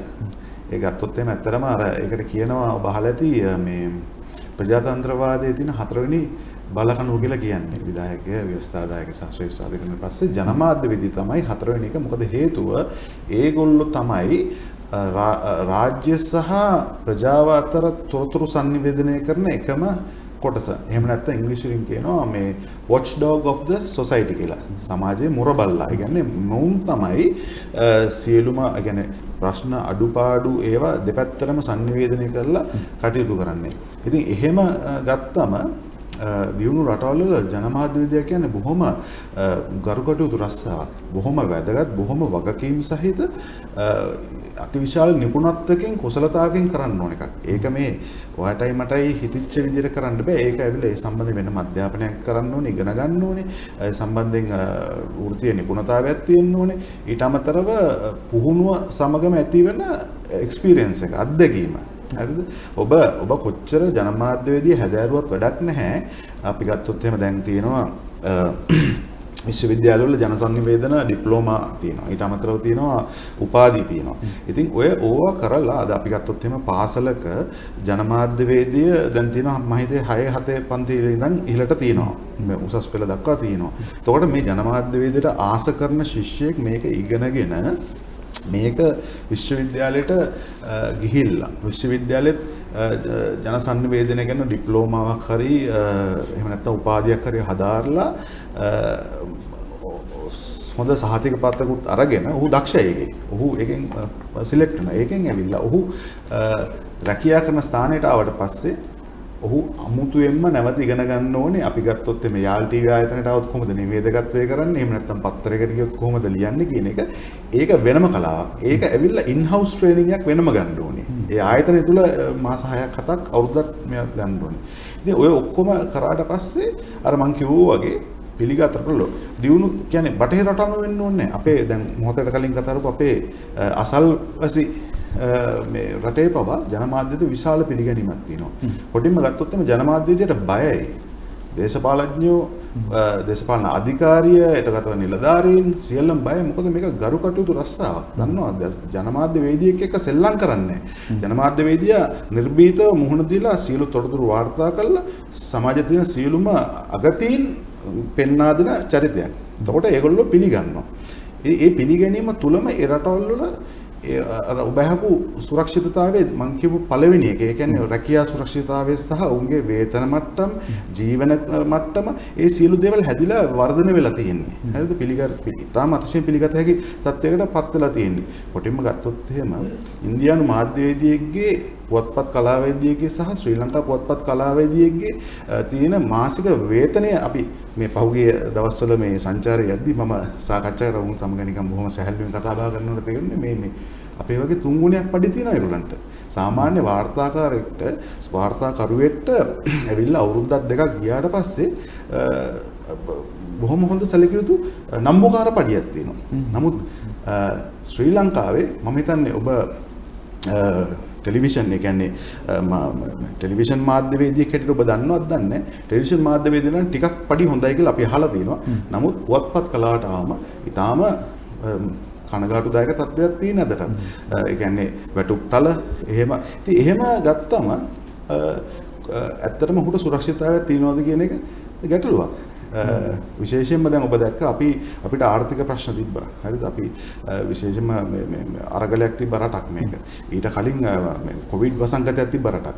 ඊට පස්සේ මේ දැන් ඩොලරයේ සම්බන්ධ ප්‍රශ්න ගොඩක් තියෙනවා. ඉතින් මේවත් එක්ක තවත් තියෙන දේවල් අඩු වෙනවා මිසක් වැඩි වෙන්නේ නැහැ. අපි අත්දැකීම් අපි අදටත් අත්දකින්න දේවල් තමයි අපේ සමාගම් වල අපේ ආයතන වල හුඟක් ස්ටාෆ් එක කියන්නේ මේ කාර්ය මණ්ඩල අඩු කරමින් ඉන්නේ.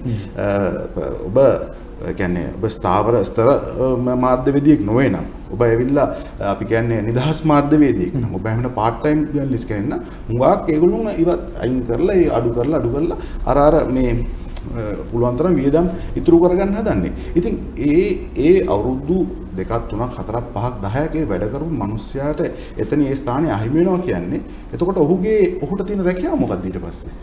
ජනමාධ්‍යවේදියට මම හිතන්නේ ගිහිල්ලා ජනමාධ්‍යවේදී රැකියාව නැතුණා කියලා ඔහුට ගිහිල්ලා එළවලු පාත්‍යක් කරන්න පුළුවන් කියලා. නමුත් එළවලු පාත්‍යක් දාගෙන ඉන්නවා දැන් ජීවත් වෙන්න ඕන නිසා. ඒක ඇත්තට මම උදාහරණයක් නෙමෙයි කරේ. ගෙදර හුඟා කට්ටිය වවනවා දැන් රස්සා නැතුව. ඇයි දවස් එදිනදා වේල පිරිමහ ගන්න බෑ ජනමාධ්‍යවේදියට.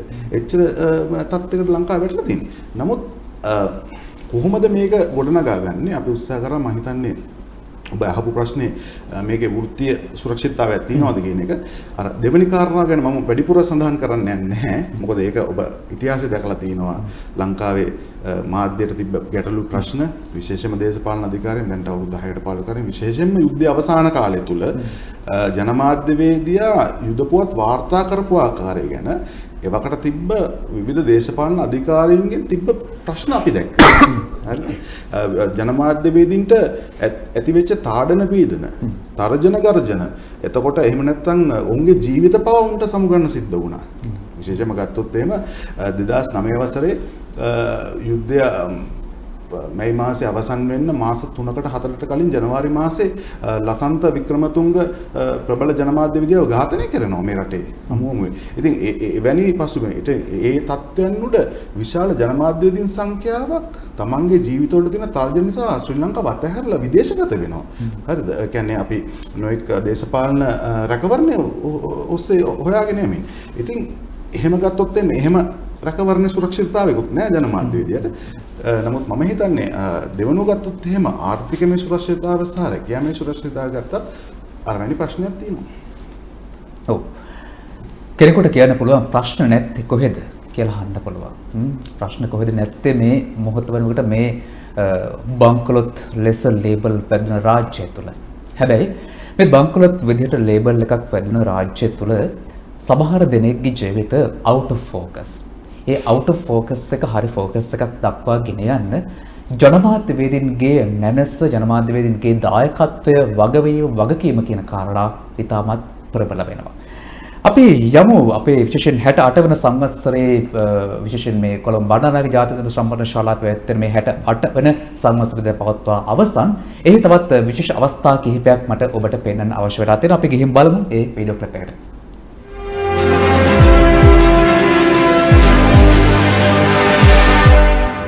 විරකේශරී ආදී පුවත්පත් වල දශක ගණනාවක් තිස්සේ විවිධ තනතුරු දරමින් දමිළ පාඨකයන් සඳහා ඔහු කළ මෙහෙය අනුපමේයයි. යුද්ධයෙන් පසුව යාපනයේ නල්ලූර් කෝවිලේ පැවති ප්‍රථම පූජාව සඳහා සහභාගී වෙමින් දෙමළ භාෂාවෙන් එම ජනතාවට කතා කිරීම නිසා එතුමා කාගේත් ගෞරවයට පාත්‍ර වුණා. විශේෂයෙන් මෙහිදී DF කාර්ය කරවන අනුස්මරණ ජනමාධ්‍ය උපහාර 2023 නමින් ඔවුන් වාර්ෂිකව සංවිධානය කරන සම්මස්තරයේදී විශේෂයෙන් ජනමාධ්‍යවේදීන් ඇගයීමකට ලක් කරනවා ජ්‍යෙෂ්ඨ ජනමාධ්‍යවේදීන් මෙවර 2023 වර්ෂයේදී මා මේ නම් සඳහන් කරන විශේෂයෙන් අපට දකින්නත් පුළුවන් වෙන්නේ ඒ අවස්ථා කිහිපයක් ජ්‍යෙෂ්ඨ ජනමාධ්‍යවේදී කරුණාරත්න අමරසිංහ මහතා S කනේෂන් මහතා ටියුලින් ජයරත්න මහතා ෂාන් වික්‍රමසිංහ මහතා වගේම ලැම්බර්ට් පෙම්මාවඩු මහතා වගේම ක්‍රිස්ටෝපර් කමලේන්ට්‍රන් මහතා වගේ දමිළ මාධ්‍යවේදීන් වගේම මොහමඩ් තාජ්දීන් මහතා පුෂ්පා රොවෙල් මහත්මිය එවැගේම කමල් ලියාරච්චි මහතා එවැගේම පුෂ්ප කුමාර මතුකම මහතා කියන මෙන්න මේ මහත්පීන් තමයි මෙහිදී විශේෂයෙන්ම DF කාර්ය කරන අනුස්මරණ ජනමාධ්‍ය උපහාර ලැබුවේ. අපිට මේ මොහොතේ දකින්න පුළුවන් මේ 68 වන සංවත්සරයේදී ශ්‍රී ලංකා පත්‍රකලා සංගමයේ මේ පැවැත්වෙන උත්සවයේදී ජනමාධ්‍ය ඇමති ආචාර්ය බන්දු ගුණවර්ධන මෙන්න මෙලෙස අදහස් කිහිපයක් දක්වා සිටියා.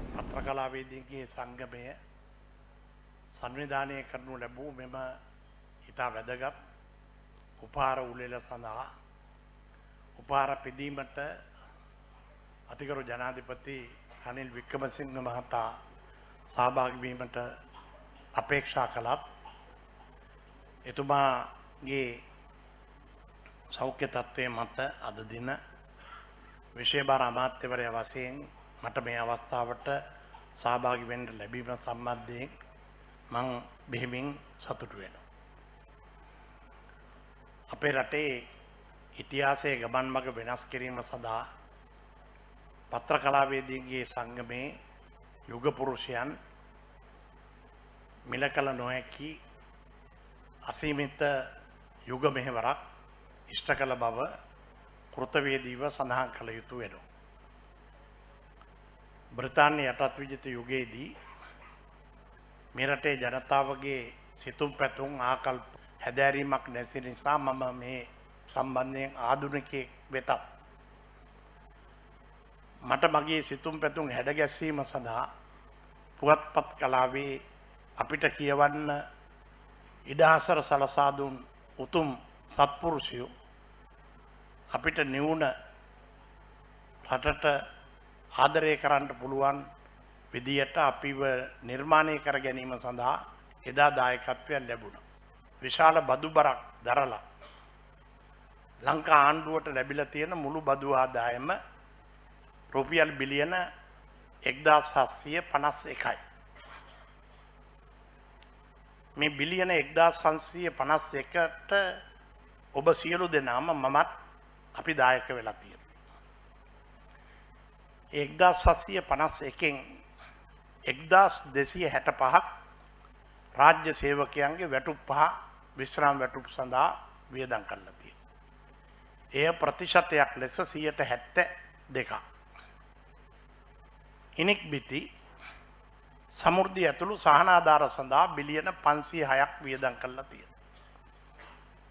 1265යි ඔක්ක මේ අපි වැටිලා තියෙන තැනින් අපේ මාතෘ භූමිය ගොඩ ගැනීම සඳහා සැබෑ සංවාදශීලී ප්‍රබුද්ධ මාධ්‍ය කලාවක් ඇති කර ගැනීම සඳහා මේ යුග පුරුෂයන්ගෙන් අපිට ලබා දුන් ආදර්ශයෙන් නූතන පරම්පරාවත් විශේෂයෙන් මාධ්‍ය අධ්‍යයනයේ නිරත වෙන අපේ දයාබර දූ දරුවනුත් ක්‍රියා කළොත් හෙට එච්චර කරුවල නැති දවසක් වෙයි කියලා අපි විශ්වාස කරනවා.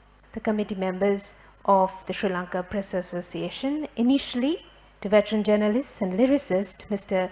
Tilakaratna Kuruvita Bandara.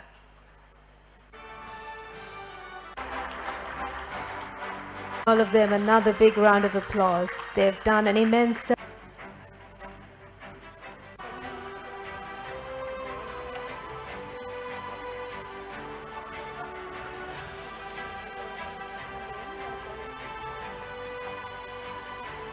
Mr. Narasimha.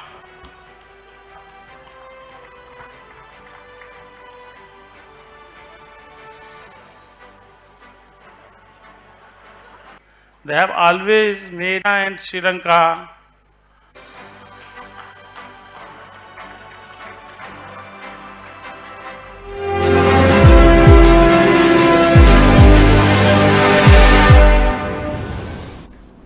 හොඳයි අපි දොටුවේ 68 වන සංවත්සරික සැමරුම් උත්සවයේදී ශ්‍රී ලංකා පත්‍රකලා සංගමය සංවිධානය කරපු උත්සවයේ දර්ශන කිහිපයක් එහිදී ජනමාධ්‍ය අමාත්‍යවරයාත් යම් අදහස් කිහිපයක් දක්වා සිටියා සහ DF කාර්ය කරන උපහාර ලැබූ ජ්‍යෙෂ්ඨ ජනමාධ්‍යවේදීන් කිහිපයකට අපි ඔබට එහිදී පෙන්වුවා. අපි දැන් අපිට අවසන් මිනිත්තු කිහිපයේ අපි වැඩසටහන යරදෙන්නේ දැන් ජනමාධ්‍ය වේදිකාගේ හෙට දවස කුමක් වේවිද? අවිනිශ්චිතයිද නැත්නම් නිශ්චිතයිද නැත්නම් යන මඟ පෙනෙනවද? මේ කියන කාරණා ගැන අහන්නට වෙනවා. ඒ සඳහා සුදුසුම පුද්ගලයන් දෙදෙනා තමයි නියෝජනය කරන්නේ. එක් අයෙක් මෙහි සංඝයේ මහලේකම්වරයා, අනෙක් පුද්ගලයා තමයි ජාතික සංවිධායක. මම ජාතික සංවිධායක තිලංක කනරත්න සහෝදරයන් දෙසට හැරෙන්න කැමති මේ විශේෂයෙන් මේ අපේ රටවල් අපේ රට තුල අපේ රට පමණක් නෙමෙයි ප්‍රධාන වශයෙන් ගත්තොත් වෘත්තීන් අතර ඇත්තටම මමත් මේ ජනමාධ්‍යවේදියෙක් විදිහට ඔබ ඉදිරියට එන්න කලින් ශ්‍රී ලංකා හෙද සේවයේ හිටිය හෙදවරේ ඉතින් මම හොදාකාරම දන්නවා විශේෂයෙන් රාජ්‍ය සේවයේ තුල හෙද සේවයේ හෙද කවුන්සලයක් තිබෙනවා 1978 සම්මත වෙච්ච පන්තකින් යුක්තව. එතකොට මේ හෙද කවුන්සලය ලියාපදිංචිය ලබා ගත යුතුයි ඕනෑම හෙදවරයෙක් රාජ්‍ය සේවය තුල නිරත වෙන්නට නම්. හැබැයි දැන් නම් පුද්ගලික රෝහල් රැසක් ඉදි වෙලා තිබෙන නිසා මාස 6 හෙද පුහුණු පාඨමාලා අවුරුද්ද පාඨමාලා මාස 3 ඒ වගේ විවිධ විදිහට තියෙනවා. ඉතින් ජනමාධ්‍යවේදිය තුලත් මේ වගේ කාරණා මා දකිනවා. මාස 3 ජනමාධ්‍යවේදී කෝස් තියෙනවා, අවුරුද්ද තියෙනවා, ඩිප්ලෝමා තියෙනවා, සර්ටිෆිකේට් ලෙවල් තියෙනවා, ඩිග්‍රී ලෙවල් එක තියෙනවා, පශ්චාත් උපාධිත් තියෙනවා මේ අතර. හැබැයි දැන් ප්‍රධාන වෘත්තීන් දෙකක් මම තෝරාගත්ත එකක් හෙද වෘත්තිය සහ වෛද්‍ය වෘත්තිය. දැන් මේ වගේ වෘත්තීන් ගත්තම යම් නිශ්චිත ප්‍රොෆෙෂනල් බොඩි එකක්. නැත්නම් වෘත්තීය ස්වභාවයක් ඇති කරලා තියෙනවා රාජ්‍ය තුල. හැබැයි වාසනාවකට හෝ අවාසනාවකට මේ කාරණේ කියන්න වෙනවා ජනමාධ්‍ය වේදය තුල. ජනමාධ්‍ය කරන උද්දවිය ජනමාධ්‍ය වේදීන්ට මෙවැනි වෘත්තීය කවුන්සලයක් නැත්නම් අපි කියනවා වෘත්තීය භාවය ආරක්ෂා කිරීමට ලියාපදිංචි වීමක් හෝ නැත්නම් වෘත්තීය භාවය ආරක්ෂා කරන්න මේ වෘත්තීය සැකස්මක් ඇත්තටම ස්ථාපිත වෙලා තියෙනවද? මේක ස්ථාපිත කරන්න යම් කාලවල උත්සාහ දැරුවා කියලා තමයි ප්‍රවෘත්ති වාර්තාන පසුගිය කාලේ අපි දුටුවේ. ඇත්තටම ජාතික සංවිධායක තිලංක කනරත්න මහත්මයා අපිට මේ වෘත්තීය භාවය ආරක්ෂා කිරීම සඳහා වෘත්තීය නැත්නම් ප්‍රොෆෙෂනල් බොඩි එකක් තවමත් හදාගන්න බැරි වෙලා තියෙන්නේ ඇයි? ඇත්තටම මම හිතන්නේ ඉතාම හොඳ ප්‍රශ්නයක්. ජනමාධ්‍යවේදය ඇත්තටම වෘත්තියක්ද? ජනමාධ්‍යවේදී කියන්නේ ඇත්තටම වෘත්තියක් නෙමෙයි. ජනමාධ්‍යවේදීන්ට ප්‍රොෆෙෂනල් කැටගරි එකක් නැහැ ඇත්තටම. මේක ඇත්තටම අපේ විවිධ අවස්ථාවන් වල ශ්‍රී ලංකා පත්‍රකලා සංගමයේ විදියට විශේෂයෙන්ම ජනමාධ්‍යවේදීන්ගේ වෘත්තීය පැත්ත විශේෂයෙන් ගත්තොත් අපි කියන වෙල්ෆෙයාර් එක කියලා. ඉතින් ඒක වෙනුවෙන් කැප වෙලා වැඩ කරන ඕගනයිසේෂන් එකක් විදියට ආයතනයක් විදියට අපේ විටින් විට මේක දේශපාලන අධිකාරිය සමගත් අපේ සහෝදර ජනමාධ්‍ය තවත් සංගම් කිහිපයක් සමගත් ඇත්තටම සාකච්ඡා කරා. නමුත් තවාසනාවකට මම දන්නේ මේක ජනමාධ්‍යවේදීන්ගේ අවසනාවද මේ රටේ අවසනාවද මොකක්ද කියලා අපිට තවමත් බැරි වෙලා තියෙනවා මීඩියා කියන එක ජනමාධ්‍යවේදී කියන එක ඇත්තටම ප්‍රොෆෙෂනල් බොඩි එකක් කරන්න. දැනට ඇත්තටම අපිට ජනමාධ්‍යවේදීන් සඳහා ප්‍රොෆෙෂනල් බොඩි එකකුත් ඇත්තටම නැහැ. ඒ කාර්යභාරය දැනට සිද්ධ වෙන්නේ ශ්‍රී ලංකා පත්‍රකලා සංගමයේ අපේ විසින් තමයි ඇත්තටම බොහෝ වෙලාවන් වලදී ජනමාධ්‍යවේදීන්ගේ මේ වෘත්තීය භාවය ආරක්ෂා කරන්න සහ මේ වෘත්තීය භාවයක් මේකට ඇති කරන්න විශාල පරිශ්‍රමයක් දරන්නේ. තවමත් නමුත් අපිට අවසනාවකට හැකි වෙලා නැහැ එතෙන්ට යන්න. අපි තවමත් සාකච්ඡා කරන එක නවත්තලත් නැහැ. අපි තවමත් උත්සාහ කරනවා රටේ දේශපාලන අධිකාරියට මේ ජනමාධ්‍ය වේදයේ වැදගත්කම ඔවුන්ට පහදලා දෙන්න සහ ජනමාධ්‍ය වේදීන් වෘත්තීය භාවයක් ඇති කරන්න. මොකද වෘත්තීය භාවයක් ඇති වෙනකම් මම හිතන්නේ ජනමාධ්‍ය වේදීන් සුරක්ෂිතයි කියලා. මොකද අපි දකිනවා බොහෝ වෙලාවට ජනමාධ්‍ය වේදිකෙක් විශ්‍රාම ගියාම ඇත්තටම අපි කියනවා ජනමාධ්‍ය වේදීන් විශ්‍රාමයක් නැහැ කියලා. කොපමණ වයසට ගියත් ඔවුන්ට Tamanට ලියන්න කියන්න පුළුවන් වෙනකම් ඇවිදින්න පුළුවන් වෙනකම් අපි දන්නවා බොහෝමයක් මාධ්‍ය ආයතනවල ඉතාමත් වයස්ගත ජනමාධ්‍ය වේදීන් ඉන්නවා. ඒකට ඇත්තටම ගොඩක් හේතුපාදක වෙලා තියෙන්නේ ජනමාධ්‍යවේදියා මම හිතන්නේ කුරුළු සඳහන් කරා ජනමාධ්‍යවේදියා විශ්‍රාම ගියාට පස්සේ ඔහුට රැකියාවක් හොයාගන්න ඉතාමත් අසීරුයි. ඇත්තටම ජනමාධ්‍යවේදීන් ඉතුරු කරපු හම්බ කරපු මුදලක් නැහැ. ඉතාමත් සුළු වේතනයකට වැඩ කළා එදිනෙදා ජීවිතේ පවත්වාගෙන යන්න අවශ්‍ය තරමට වේතනයක් පමණයි රටේ සමස්ත බහුතරයක් ජනමාධ්‍යවේදීන්ට ලැබෙන්නේ. ඉතින් මෙතෙන්දී ඇත්තටම ජනමාධ්‍යවේදීන්ට වෘත්තීය බවක් අවශ්‍ය වෙන්නේ මේ නිසයි. අපි කියනවා විශ්‍රාම වැටුපක් වෙන්න පුළුවන් ලබා ගන්න හෝ ඒ වගේ අයිතීන් දිනා ගන්න නම් පළවෙනියටම අප පසු කරන්න ඕන කඩඉම තමයි ජනමාධ්‍යවේදීන්ට වෘත්තීය භාවයක් ලබා දෙන්න. මොකද රක්ෂණාවරණය සහ විශ්‍රාම වැටුප් මේ අයිතීන් අපිව දිනා ගන්න පුළුවන් පසුබිමක් සැකසෙන්නේ ජනමාධ්‍යවේදීය වෘත්තීය භාවයක් යුතු කියන්නේ ප්‍රොෆෙෂන් එකක් විදියට මේ දේශපාලන බලාධිකාරය මේ සමාජයේ පිළිගත්තොත් පමණයි රෙකග්නයිස් කරත් පමණයි. ඔව් එහෙ ඔව් පූර්ණයක් කතා කරන්න. සුපුල් ඒක ඇත්තටම මේ තිලක සහෝදරයා කියපු කතාව හරි. ඒකට ඇත්තටම ඇයි අපිට වෘත්තිමය භාවයක් ඇති කරගන්න බැරි වෙලා තියෙන මේ දක්වා කියලා ගත්තොත් එහෙම ඒක ඇත්තටම අපි විසින් ඇති කරගත යුතු දෙයක්. ඒක පටන් ගන්නේ තමන්ගේ ශාස්ත්‍රයේ තමන්ගේ වෘත්තියේ තියෙන නිපුණත්වය සහ පුහුණුව උඩ. එතකොට හරි පුහුණුවක් හරි නිපුණත්වයක් නැති මාධ්‍යවේදියෙක්ට අපි සරල උදාහරණයක් ගමුකෝ. දැන්ටත් එක වෙනවා අවුරුදු 15කට 20කට 30කට කලින් පත්තරවල ලියන්න ආවේ සාමාන්‍ය ලියන්න කියන්නේ කැමති අය. එහෙම නැත්නම් හොඳට ඉස්කෝලේ යන කාලේ රචනා හොඳට ලියන්න පුළුවන් ලියන්න කියන කැමති ප්‍රවෘත්ති වලට රටේ හැම වෙලෙම සිදුවෙන දේ ගැන අප්ඩේට් වෙන දේ ගැන මේ උනන්දුවක් තියෙන තරුණයෝ තමයි ඔකට ඇදිලා ආවේ. නමුත් සමහරක් වෙලාවට උන්ගේ භාෂාව වැරදි වෙන්න පුළුවන්. නමුත් උන් භාෂාව හදාගත්තා.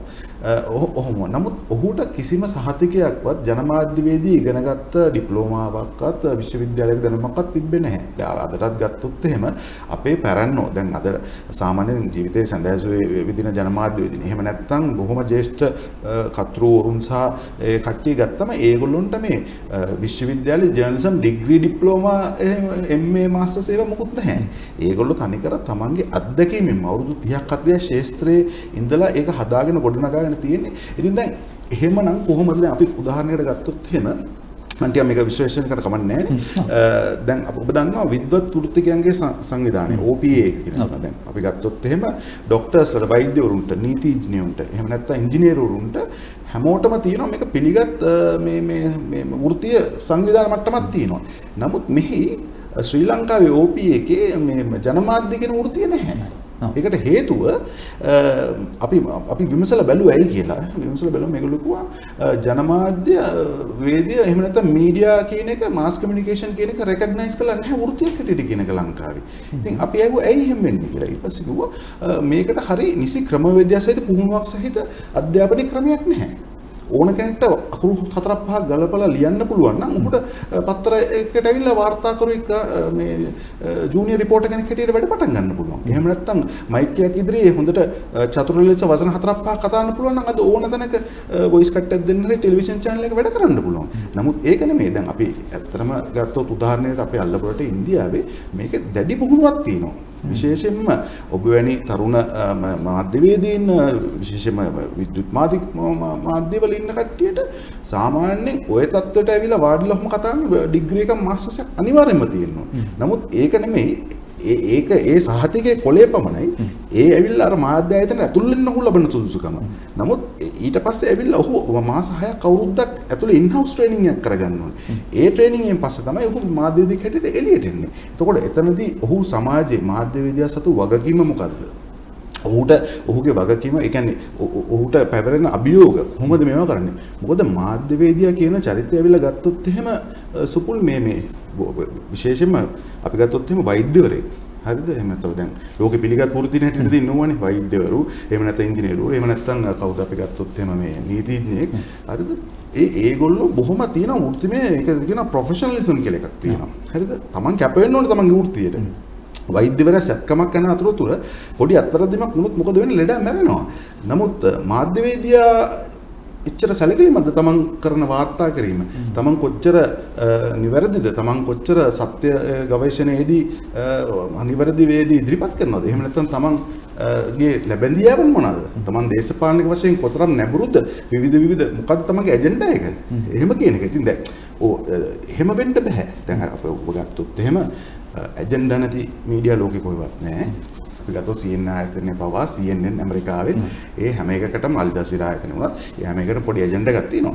නමුත් ඕනම මාධ්‍ය අයිතියක සමාගමක පාලකයට වෙන මැජෙන්ඩ එකක් තියෙනවා. එතකොට ඔහුගේ දේශපාලනය ඒක අනිවාර්යෙන් බලපානවා.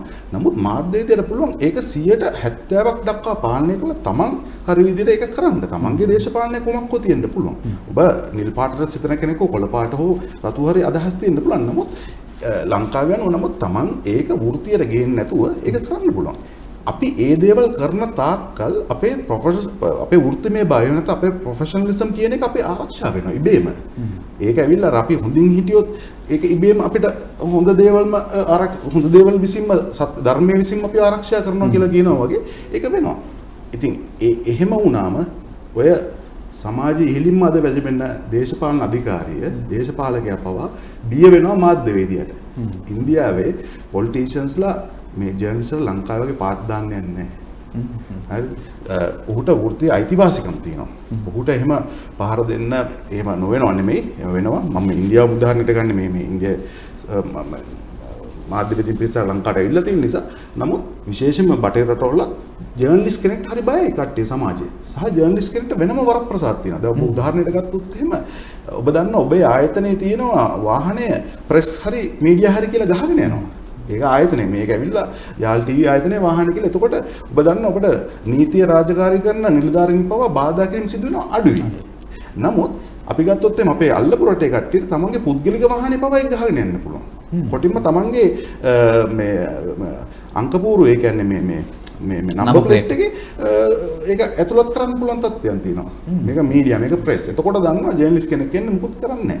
ඉතින් කොහොමද අපි මේ තත්ත්වෙ දිනගන්නේ? මම මේක සරල උදාහරණයක්. ඊට පස්සේ තව තියෙනවා අපි ගත්තොත් එහෙම බෙනිෆිට්ස් කියලා ගන්න පුළුවන් ඒවා. එතකොට කොච්චර ඒ කියන්නේ සෞඛ්‍ය පහසුකම් රක්ෂණාවලි ප්‍රිවිලේජස්. එතකොට අපි ගත්තොත් එහෙම ඉන්දියාවේ කෝච්චි බස් වල යනකොට සෑහෙන ප්‍රතිශතයක් අඩුයි මුදලින්. ඉන්දියාව කියන්නේ විශාල රටක්. මෙතනින් අතනට යනකොට අතනින් මෙතනට යනකොට ගුවන්තොටුපළින් ගුවන්තොටුපළට තියෙන ඩොමෙස්ටික් එයාලයින් එකේ ලොකු ඩිස්කවුන්ට් එක පර්සන්ටේජ් එකක් හම්බෙනවා ඔබ ජර්නලිස්ට් කෙනෙක් නම්. ඒක හරියට නිකන් අර අපි කියන්නේ රණවිරුවන්ට දෙන්නේ අපි විශේෂ අවස්ථා. ඒ කියන්නේ ප්‍රිවිලේජස් දෙන්නේ ඒ වගේ ජනමාධ්‍ය විදියට ඒව දෙනවා. පාර්ලිමේන්තු මන්ත්‍රීවරයාට දෙන මොනවද මේ වරප්‍රසාද ඒ වගේ ජනමාධ්‍ය විදියට තියෙනවා. ඉතින් ඇයි අපි මේක ලංකාවට දිනා ගන්න බැරි කියන එක. ඉතින් අපි අර තිලංග සහෝදරයා කිව්ව පරිදි අපි ඇත්තටම ඕක සාකච්ඡා කරා උපීගෙත් සමග සාකච්ඡා කරා. උන්කෝ ඉතින් පුළුවන් තරම් පුහුණුව ඇති කළා මේගොල්ලන්ට අර වෘත්තිමය භාවය ඇති කළා මේක එක දවසින් කරන්න පුළුවන් වැඩක් නෙමෙයි. මේක අවුරුදු කීපයක් ගණනාවක් යන වැඩක් මේක. ඉතින් අපි අනිකුත් මාධ්‍ය සහෝදර මාධ්‍ය සංවිධානත් එක්ක කතා කරා.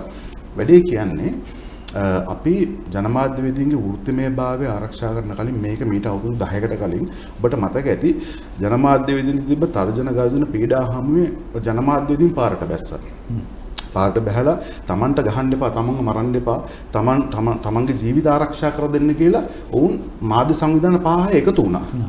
කොටිම උදාහරණ අපිට මෙතන නම් කියන්න පුළුවන් ගැටලුවක් නැහැ. නිදහස් මාධ්‍ය ව්‍යාපාරය. හරිද? ඉදිරියෙන්ම පෙරගමන් කරුවෙක් මාධ්‍ය නිදහස උදෙසා සටන් කරපු. ඊට පස්සේ වෘත්තීය පත්‍රකලාවේ දිස් සංගමේ, දෙමළ ජනමාධ්‍ය සංගමේ, මුස්ලිම් ජනමාධ්‍ය සංගමේ, ඊට පස්සේ මාධ්‍ය සේවක වෘත්තීය සමිති සම්මේලනය. ඉතින් ඒක සහ ශ්‍රී ලංකා පත්‍රකලා සංගමේ මේ අපි ඔක්කොම එකතු වෙලා අපි ඒ සටන් කරේ අපේ ඉස්සලම ජීවිතය ආරක්ෂා කරගන්න. මොකද අපේ චෙක් ලිස්ට් එකේ උඩින්ම තිබ්බේ රැකියාව ආරක්ෂා කරගන්න එකවත් අපිට මේ පඩියක් හොඳ මේවා කරගන්නවත් අපිට මොකක්ද ඒකට කියන්නේ පෙන්ෂන් එකක් රිටයර් වුණාම එහෙම එකක් නෙමෙයි ඉස්සෙල්ලාම ජීවිත ආරක්ෂා කරගන්නවා.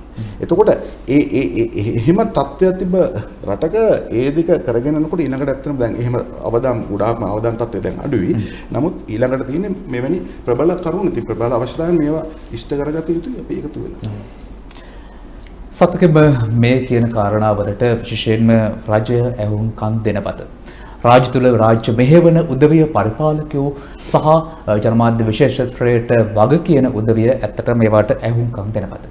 ඇහුම්කන් දුන්නාසේ ඉන්නවද? මෙන්න මෙතනයි ගැටලුව තියෙන්නේ. හැබැයි අපිට පුළුවන් නම් විශේෂයෙන් මෙතනදී මම පුංචි වචනයක් එකතු කරන්න කැමතියි. මේ සමහර අපි මෙට අපේ දෙවෙනි අවස්ථාවේදී අපි කතා කළා මේ ජනමාධ්‍ය වාරණය සම්බන්ධයෙන් පුංචි කාරණයක්. එහිදී මට මතකයට ආව වචනයක් තමයි මේ ස්වයං වාරණය. අපිට self regulation එකක්, self discipline එකක් තියාගන්න පුළුවන් නම් ජනමාධ්‍යකරණය තුළදී බොහෝ වෙලාවට මේ ප්‍රශ්න ගැටලු අවම කරගන්න පුළුවන් කියන කාරණේ පැහැදිලිව පෙනී යනවා. මම හිතන්නේ මේ අපිට ලැබුණ කාල වේලාවත් එක්ක අපිට විශේෂයෙන් කතා කර යුතු කාරණා රැසක් තිබෙනවා ජනමාධ්‍ය වේදයේ ඉදිරි ගමන් මඟ සම්බන්ධයෙන් සහ තාක්ෂණයත් එක්ක සමාජ මාධ්‍ය භාවිතයත් එක්ක මාධ්‍ය අද කොහෙද ඉන්නේ සහ මේකට ආර්ථික ප්‍රතිලාභ කොහොමද ගෙන එන්නේ සහ ජනමාධ්‍යවේදීන් සුබ සාධනය කොහොමද ඇති කරන්නේ ඒ සුබ සාධනය දීර්ඝකාලීන එකක් විය යුතුයි කියන කාරණා ගැන අපිට තව කතා කර යුතු තිබෙනවා. හැබැයි ඉතින් අපිට අදට ලැබුණ කාලය නම් මෙතකින් නිමාවටපත් වෙනවා. මොකද අපි වෙනදට අපි සිකුරාදා රාත්‍රියේ 7ට පැයකට ආසන්න කාලයක් මුණ ගැසුණත් අද විශේෂ අවස්ථාවක් වශයෙන් තමයි සඳුදා දවසේදී රාත්‍රියේ 7ට අපි ඔබ මුණ ගැහෙන්නට ආවේ. ඉතින් පැයයි විනාඩි 30කට ආසන්න කාලයක් අපි ඔබ සමග රැඳුණා.